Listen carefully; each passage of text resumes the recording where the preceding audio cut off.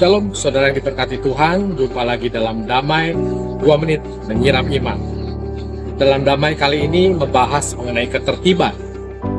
Di dalam 2 Tesalonika 3 ayat 10-11 di sana firman Tuhan mengatakan, "Sebab juga waktu kami berada di antara kamu, kami memberi peringatan ini kepada kamu. Jika seorang tidak mau bekerja, janganlah ia makan."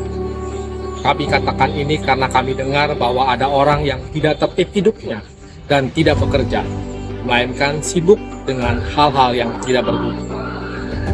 Tapi saudara yang dikasih Tuhan, kabar sukacita tentang kedatangan Kristus yang kedua kali sudah sampai kepada jemaat di Tesalonika pada saat itu. Dan ada dua respon penafsiran dari jemaat Tesalonika. Yang pertama, jemaat yang tetap hidup dengan tertib sambil menunggu kedatangan Kristus. Dan yang kedua, ada jemaat yang menjadi tidak tertib hidupnya karena mereka berpikir toh Tuhan akan segera datang, maka kita tidak perlu berjerih lelah. Bahkan mereka sibuk dengan hal-hal yang tidak berguna.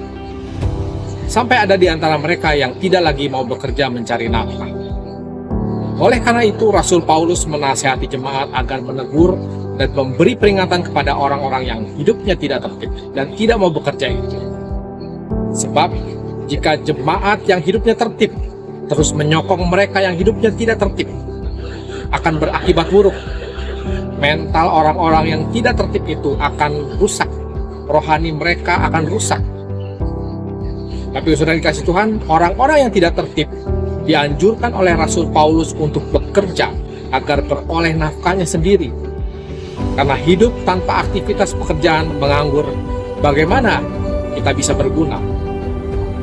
Saudara yang terkasih, tidak ada di antara kita yang mengetahui kapan waktu dan hari kedatangan Kristus kedua kali. Kita hanya bisa merasakan bahwa tanda-tanda kedatangannya sudah semakin dekat.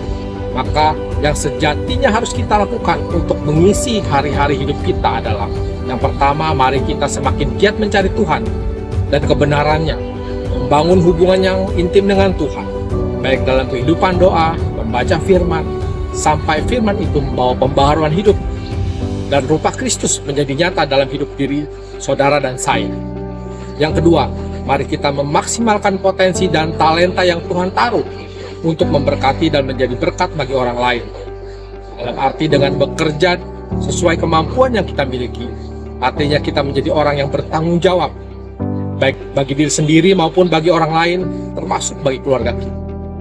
Dengan begitu hidup kita tidak menjadi batu sandungan bagi orang lain. Dan pada akhirnya apa yang kita kerjakan dapat membawa kemuliaan nama Bapa di sorga sampai Maranatha. Damai sejahtera menyertai saudara. Tuhan Yesus memberkati.